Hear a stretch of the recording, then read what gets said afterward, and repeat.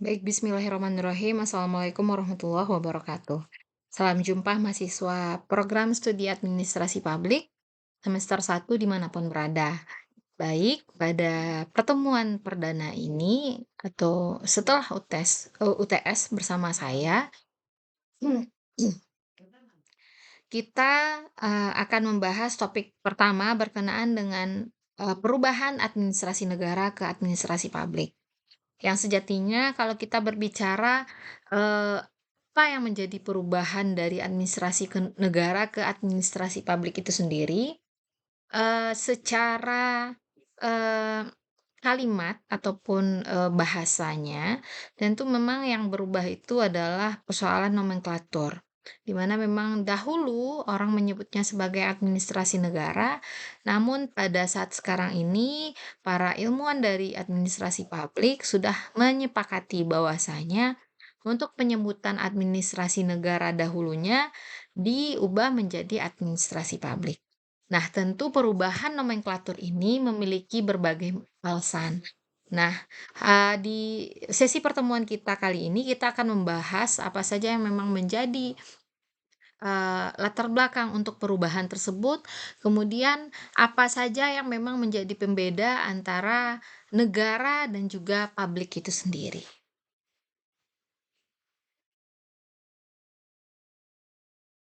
Nah, baik.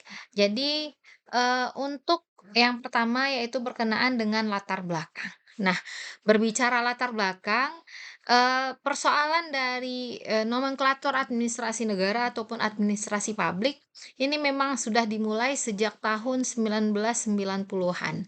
Di mana, ketika kita berbicara atau flashback kembali,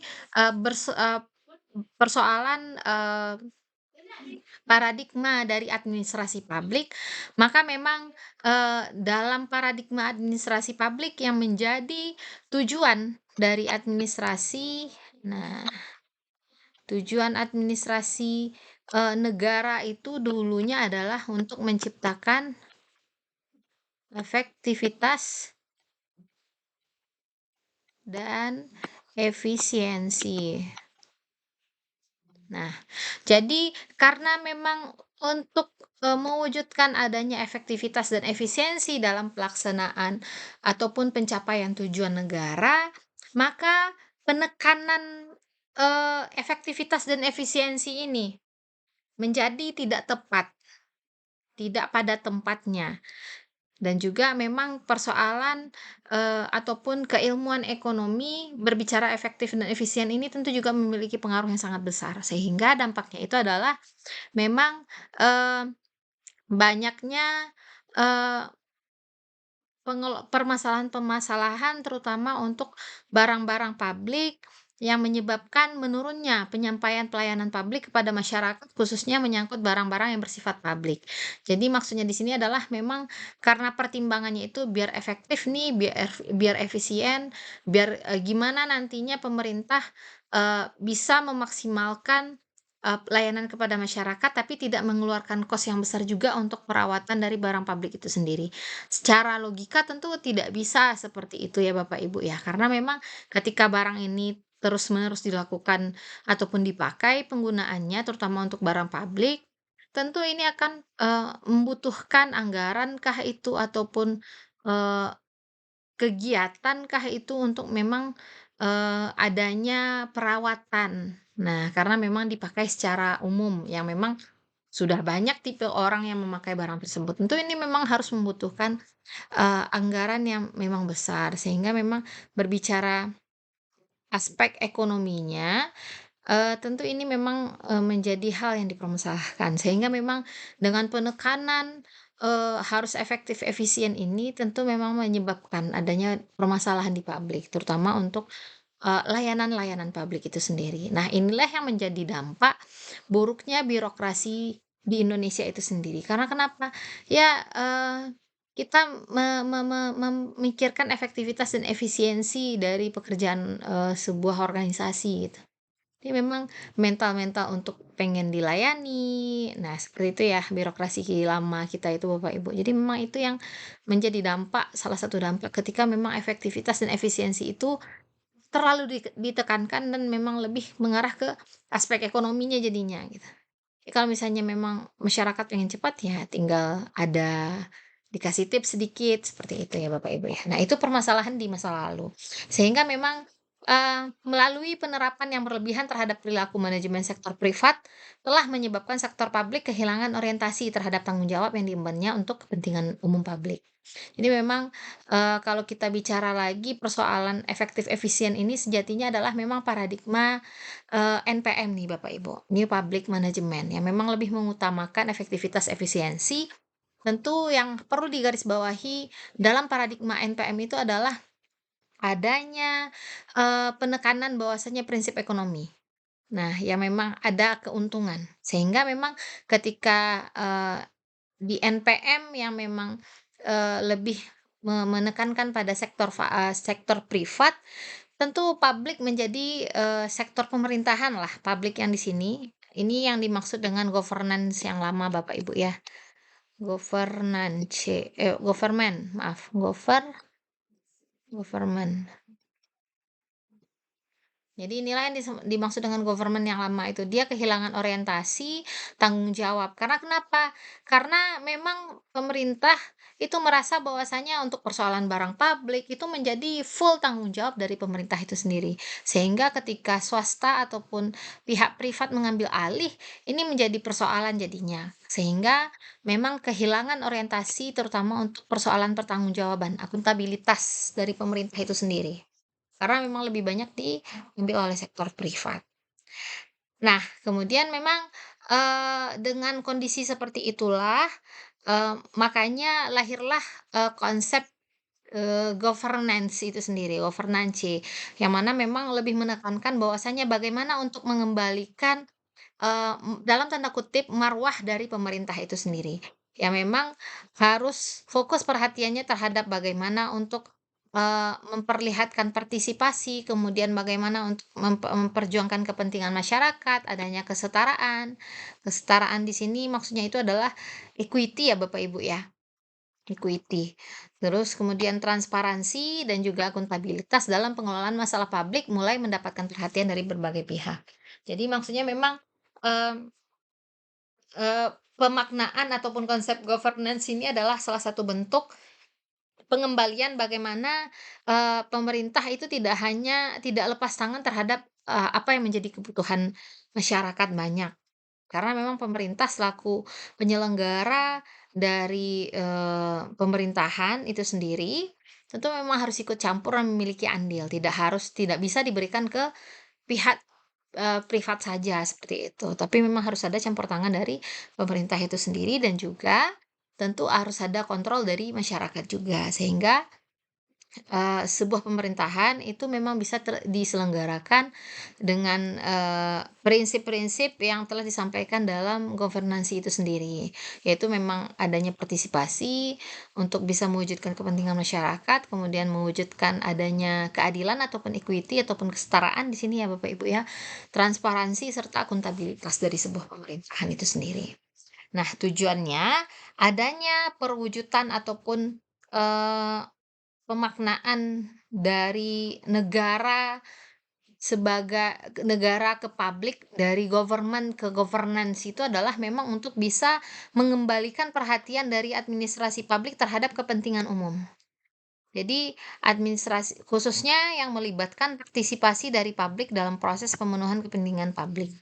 Jadi maksudnya itu adalah memang bagaimana untuk bisa mengembalikan bahwasanya ketika kita berbicara persoalan publik, itu kita tidak hanya berbicara, eee eee, persoalan ekonomi saja, efektivitas, efisiensinya saja, tetapi memang ada peranan dari administrasi publik di dalamnya.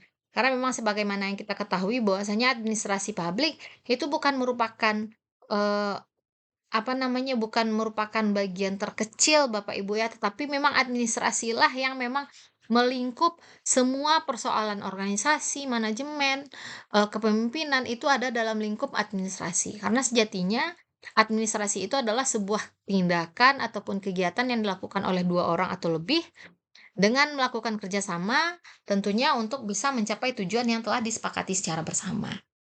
Nah, makanya untuk bisa mengembalikan konsep tersebut, Eee, harus ada, pemaknaan terhadap negara itu sendiri, yang mana biasanya diterjemahkan sebagai pemerintah saja, tetapi memang dengan adanya governance, itu lebih menarik bahwasanya tidak hanya aktor ataupun pelaku dari pemerintahan itu tidak hanya pemerintah saja, tetapi juga ada pemerintah, ada masyarakat, dan juga ada, pihak swasta ataupun privat.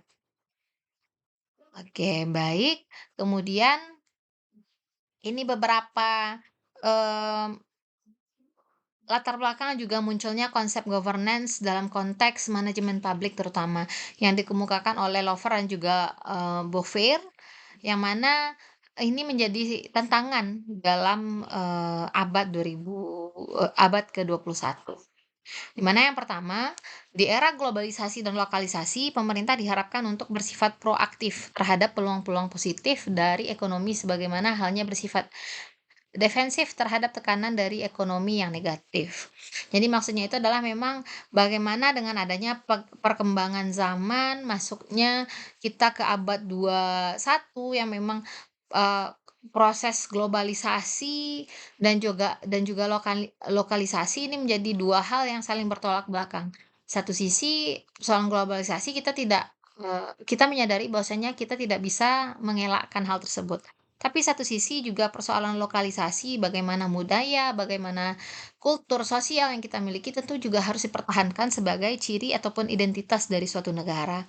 Sehingga memang, pemerintah dituntut untuk bisa lebih proaktif. Jadi proaktifnya tidak hanya pemerintah saja, tapi memang bagaimana dengan adanya, kolaborasi antara globalisasi dan juga lokalisasi ini menjadi suatu konsep yang memang bisa, digunakan ataupun dimanfaatkan untuk bisa mencapai tujuan dari negara itu sendiri. Tentunya harus lebih menekankan, adanya kepentingan bersama di sana, tidak hanya memikirkan persoalan, ekonomi keuntungan saja, tidak, keuntungan bagi pemerintah saja, tetapi memang memperlihatkan atau memperhitungkan bagaimana keuntungan itu bisa dinikmati juga oleh masyarakat, kemudian juga pihak swasta dan juga pemerintah itu sendiri.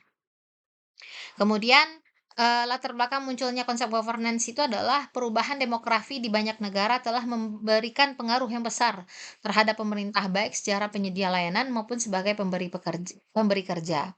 Pertumbuhan masyarakat menyebabkan tingginya tuntutan akan pelayanan publik dan kesempatan kerja. Pada saat yang sama, pemerintah harus bersaing dengan sektor privat untuk mendapatkan tenaga kerja yang terlatih.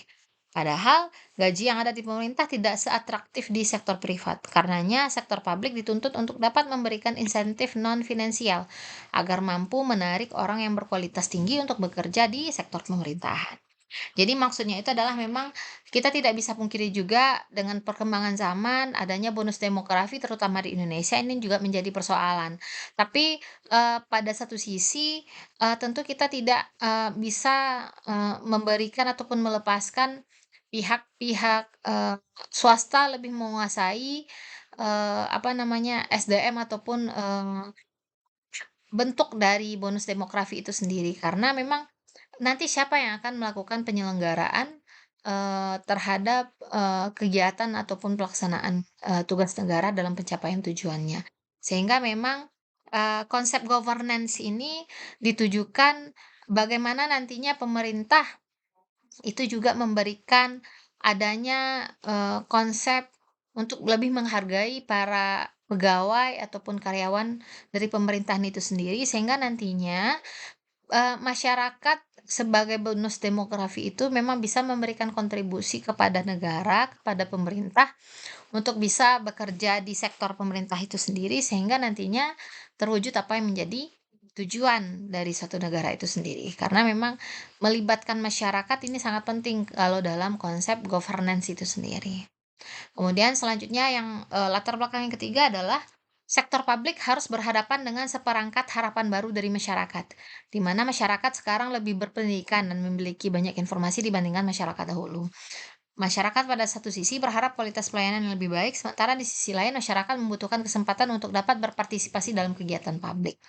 Jadi memang ini, eee, sebuah konsekuensi adanya kemajuan ya Bapak Ibu ya, dengan adanya kemajuan teknologi informasi, maka memang persoalan keilmuan, kemudian juga bagaimana pemahaman seseorang terhadap pendidikan, pentingnya sebuah pendidikan, kemudian juga bagaimana memperoleh informasi oleh masyarakat, ataupun ilmu melalui teknologi ini memang memberikan dampak kepada kondisi dari masyarakat kita yang memang kalau dulu ya kita mau nggak mau kalau misalnya kita datang ke sebuah rumah sakit misalnya, memang tidak dilayani dengan baik, mau tidak mau kita harus sabar gitu. Tapi kalau misalnya sekarang kita bandingkan, kalau kita bicara, layanan di sektor publik sekarang ketika memang tidak bagus, itu memang masyarakat biasanya akan speak up. Nah, akan berbicara di medsos lah, atau misalnya kalau misalnya dia dari, kampung, diceritakanlah, "Ambo patang baru be di rumah sakit X itu di kota X, pelayanannya kurang baik ini," segala macam. Nah, karena memang, mmm, kesadaran akan pendidikan seseorang tentu akan lebih meningkatkan tingkat kritis dari seseorang itu sendiri, sehingga memang ini menjadi dampak yang ya saya bilang positif ini juga dan juga negatif juga satu sisi. Karena memang, perkembangan perkembangan teknologi satu, dengan adanya, teknologi tentu memang kita bisa mengungkap persoalan-persoalan atau permasalahan yang ada di, sektor publik terutama Bapak Ibu ya, terutama yang ada dalam pelayanan publiknya. Tapi dalam satu sisi memang, kita berbicara persoalan etika kadang, berbicara etika untuk komunikasi ini juga menjadi persoalan yang, layaknya juga menjadi perhatian bagi kita bersama, seperti itu. Bagaimana untuk bisa bijak dalam komunikasi, seperti itu. Nah, itu untuk yang latar belakang yang ketiga, kemudian latar belakang yang keempat adalah harapan dari pegawai untuk berubah sebagai akibat dari implementasi NPM. Nah, di mana memang NPM, New Public Management itu merupakan memang, paradigma administrasi yang lebih menekankan kepada konsep ekonomi, efektif dan efisien.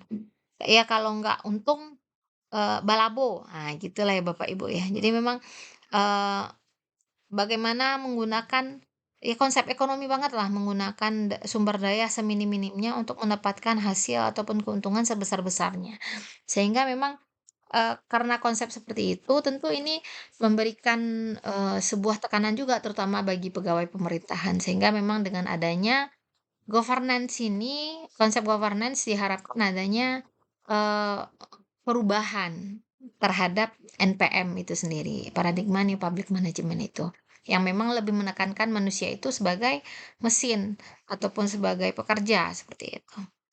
Kemudian selanjutnya itu adalah ketersediaan perangkat teknologi informasi dan komunikasi modern menawarkan pendekatan baru dalam pengelolaan informasi. Proses konsultasi dan penyampaian pelayanan menjadi lebih interaktif antara pemerintah dengan masyarakat dan juga sebaliknya. Ini yang saya sampaikan tadi.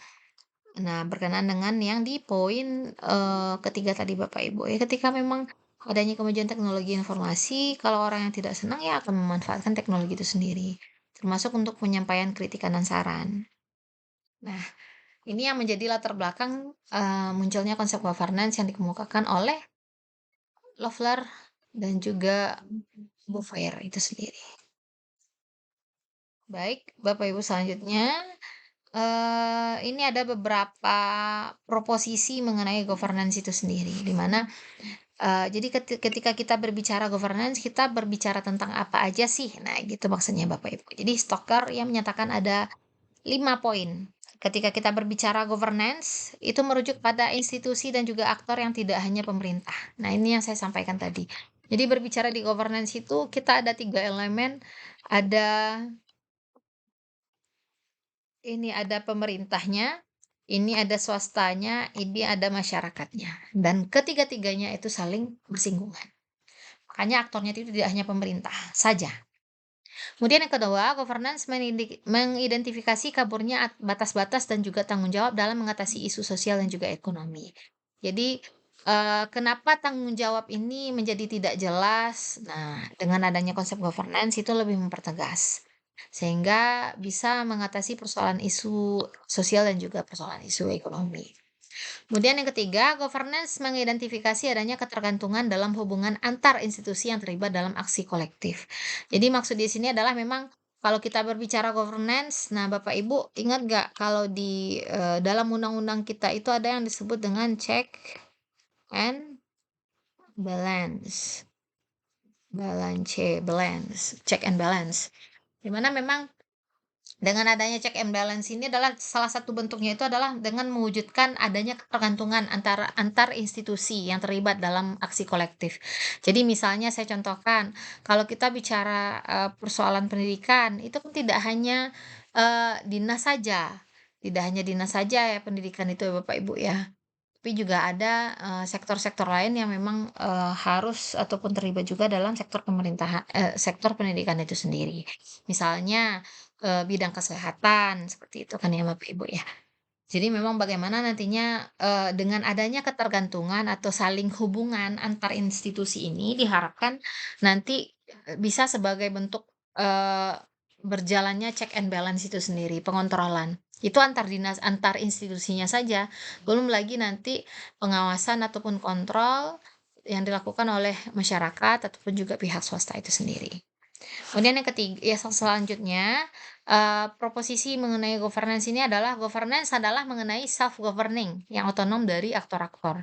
Jadi adalah memang maksudnya itu adalah berkenaan dengan, proses untuk melaksanakan sebuah pelayanan itu sendiri adalah memang bagaimana, pemberian, kewenangan kepada seluruh aktor, yaitu memang bagaimana kita memberikan tugas kepada masyarakat, memberikan tugas kepada pemerintah, memberikan tugas kepada, eee, pihak swasta, yang mana pemberian tugas itu sendiri, itu tidak hanya serta-merta untuk, bisa, eee, apa namanya, ndak hanya sekedar untuk melibatkan saja, tetapi memang juga bagaimana untuk bisa menyelenggarakan pemerintahan itu sesuai dengan porsi masing-masing. Jadi di sana nantinya dengan adanya, pelaksanaan ataupun, penyelenggaraan sebuah pemerintahan ataupun pelayanan publik sesuai dengan bidang masing-masing, maka ini akan menjadi sebuah kontrol dalam pelaksanaan pemerintahan ataupun penyelenggaraan pemerintahan.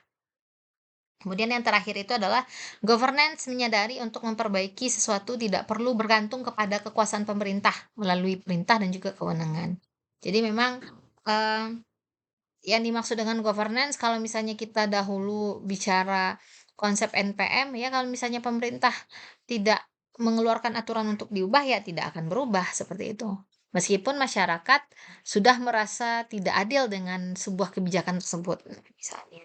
Tapi kalau pada konsep governance, itu ketika memang sebuah kebijakan itu ditetapkan oleh pemerintah, tentu itu memang harus mempertimbangkan bagaimana dampak yang dirasakan oleh pihak swasta ataupun stakeholder dan juga bagaimana, dampak yang diberikan ataupun yang dirasakan oleh masyarakat. Sehingga dengan adanya, apa namanya, dengan adanya, pertimbangan-pertimbangan dari pihak lain, maka memang kebijakan itu, eee, mio pure ataupun murni untuk memang, mencapai tujuan bersama ataupun kepentingan bersama, bukan hanya kepentingan satu kelompok saja. Nah, itu yang menjadi proposisi dari governance itu sendiri. Nah, Bapak Ibu, ini selanjutnya, eee, ada beberapa aspek ya Bapak Ibu, ini aspek aspek pembeda antara government dan juga governance. Nah, jadi dimensi untuk pembedanya itu kita bisa lihat dari yang pertama aktornya, yang kedua kita lihat dari fungsinya, ketiga kita lihat dari strukturnya. Nah, yang keempat kita lihat dari konvensi dari interaksi, dan yang terakhir itu adalah bisa dilihat dari dimensi distribusi dari kekuasaan itu sendiri. Nah, di mana, perbedaannya itu ketika kita melihat dari dimensi aktor terlebih dahulu. Nah, dimensi aktor kita lihat di mana governance itu dicirikan dengan banyaknya jumlah peserta, baik yang berasal dari sektor publik maupun privat yang terlibat dalam pengaturan sebuah kebijakan. Jadi dalam konsep governance, makin banyak, pihak yang terlibat itu makin bagus sebuah kebijakan. Karena memang mewakili, seluruh dari unsur yang ada ataupun, pihak yang akan merasakan dampak dari sebuah kebijakan itu sendiri. Sedangkan kalau kita berbicara government, nah memang, untuk jumlah peserta ataupun orang yang terlibat dalam sebuah pembuatan kebijakan itu memang biasanya, terbatas. Karena memang aktor yang terlibat itu pun juga biasanya adalah badan-badan ataupun lembaga-lembaga pemerintah yang memang, dirasa ataupun dikira perlu dan juga memiliki keterkaitan terhadap sebuah kebijakan itu sendiri. Tanggung jawab lah maksudnya, kalau di dimensi aktor itu sendiri. Kemudian yang kedua berkenaan dengan, dimensi fungsi. Nah, tadi kita berbicara aktornya, sekarang kita berbicara fungsinya. Di mana governance itu dicirikan melalui banyaknya konsultasi yang dilakukan dalam pengaturan kebijakan. Hal ini memungkinkan bagi adanya kerjasama dalam pembuatan kebijakan antara aktor-aktor yang terlibat sehingga isu-isu kebijakan yang dihasilkan menjadi lebih sempit.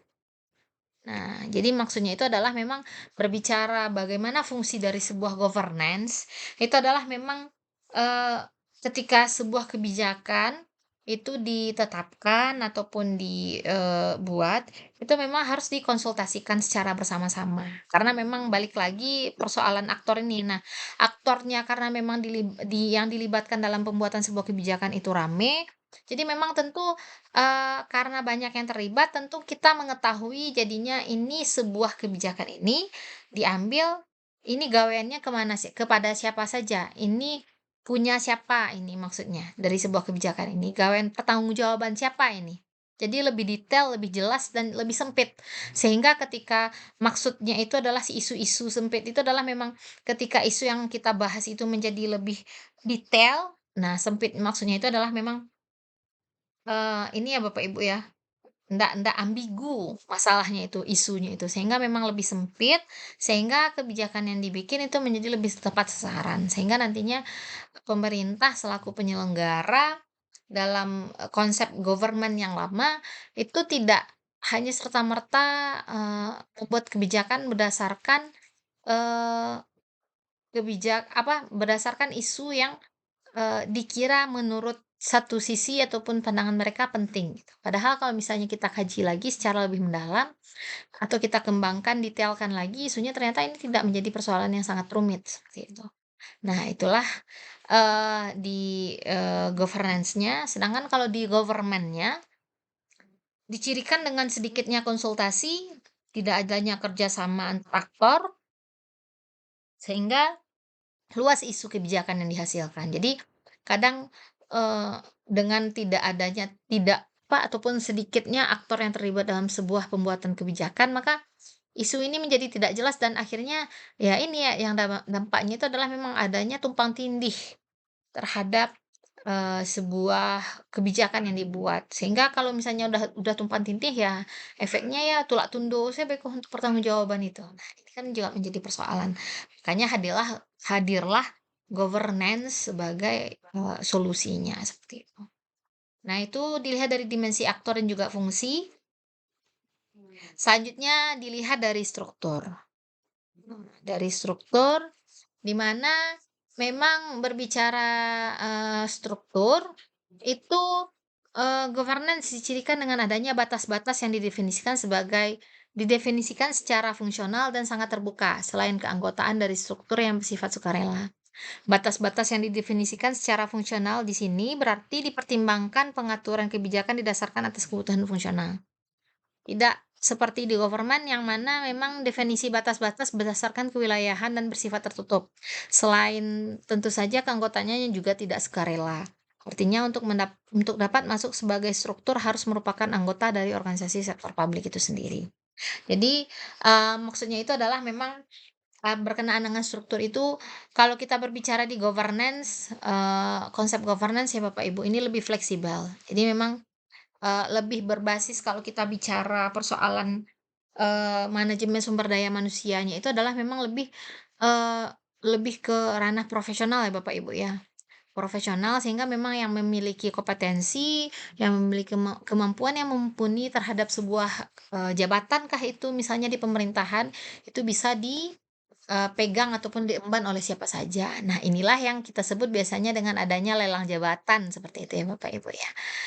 Karena ini juga merupakan salah satu bentuk perwujudan dari governance, yang tidak, apa namanya, yang memang lebih membawa sebuah organisasi menjadi sebuah organisasi yang terbuka, tidak tertutup. Nah, itu yang di governance. Bertolak belakang dengan government yang ya kalau misalnya memang jadi, pejabat di sebuah instansi harus harus menjabat di sebuah struktural organisasi, maka memang harus orang internalnya, gitu. Nah, itu untuk instruktur. Yang selanjutnya itu adalah dari dimensi konvensi interaksi, di mana kalau governance itu dicirikan dengan konsultasi yang bersifat horizontal dengan pola hubungan yang lebih bersifat kooperatif, sehingga lebih banyak keterbukaan. Sedangkan kalau government itu polanya itu memang, lebih banyak bersifat konflik dan juga dipenuhi dengan banyak kerahasiaan. Karena memang, apa namanya, lebih banyak kepentingan di sana ya Bapak Ibu ya. Makanya kalau kita berbicara government, nah berbicara government, ini tingkat, KKN-nya sangat tinggi nih. Nah karena apa? Ini tadi, banyak kerahasiaan. Tapi kalau kita berbicara di governance, nah semua terbuka. Nah inilah kalau kita sebut kalau di dalam kondisi good governance sekarang itu adalah adanya keterbukaan, nah keterbukaan informasi itu sendiri. Sehingga memang persoalan apapun itu, berinteraksi itu pun juga tidak ini ya, tidak mengandung konflik jadinya, tetapi memang lebih untuk bisa, dilakukan komunikasi itu dengan pendekatan kooperatif, seperti itu.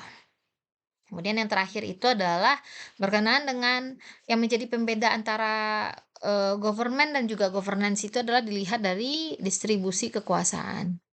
Yang mana memang di governance, itu dicirikan dengan rendahnya dominasi negara, dipertimbangkannya kepentingan masyarakat dalam pengaturan kebijakan, serta adanya keseimbangan atau simbiosis antara aktor. Kalau misalnya di governance, itu memang dicirikan adanya dominasi dari negara. Nah, jadi, Bapak Ibu, distribusi kekuasaan ini adalah memang menjadi salah satu pembeda yang sangat menonjol ketika kita berbicara government dan juga governance. Karena memang kalau kita berbicara government, nah government, berbicara ini ya Bapak Ibu ya, government, itu lebih menekankan bahwasanya memang pemerintah memiliki ataupun negara memiliki dominasi atas, sebuah kebijakankah itu ataupun peraturan, itu memang didominasi oleh negara. Jadi semua terpusat kepada negara. Tetapi ketika kita berbicara di governance, itu tidak lagi kepada negara, tetapi juga melibatkan, masyarakat dengan memperhatikan kepentingannya dan juga pihak ataupun sektor swasta. Dan tentu dengan melibatkan 3 aktor tersebut, tentu harus ada di sana simbiosis mutualisme.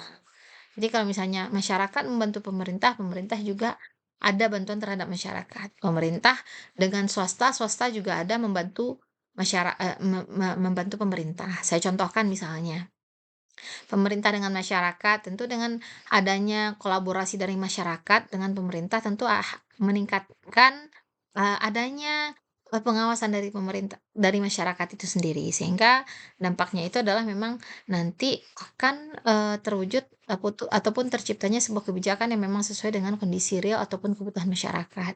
Satu sisi pemerintah juga, eee mendapatkan, pertolongan dari masyarakat, karena kenapa? Ya pengawasan tidak hanya dilakukan oleh pemerintah saja, tetapi juga oleh masyarakat. Sehingga kalau misalnya katakanlah sebuah pemerintahan itu sifatnya otoriter, tentu memang ada masyarakat yang bisa menjadi pengontrol.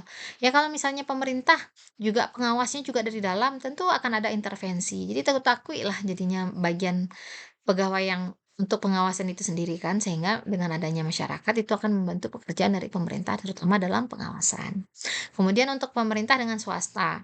Nah, dengan adanya, eee, izin yang diberikan kepada, pihak swasta tentu ini menjadi sebuah hal ataupun peluang bisnis yang besar bagi, eee, pihak ataupun sektor privat. Hanya saja tentu pemerintah tidak hanya dengan mengizinkan itu tidak hanya serta-merta, untuk bisa meraup ataupun mengambil keuntungan dari satu daerah saja misalnya, tetapi memang harus ada kontribusi juga kepada masyarakat ataupun, pihak yang ada di sekitar lingkungan itu sendiri. Tentunya, eee salah satu bentuk adanya simbiosis mutualisme antara pemerintah dengan pihak swasta dan juga masyarakatnya itu adalah dengan adanya CSR, Corporate, Social Responsibility, yang mana memang harus adanya pertanggungjawaban perusahaan secara sosial kepada lingkungan sosialnya yang ada di sekitar, wilayah tersebut. Sehingga ini juga akan membantu pekerjaan dari pemerintah.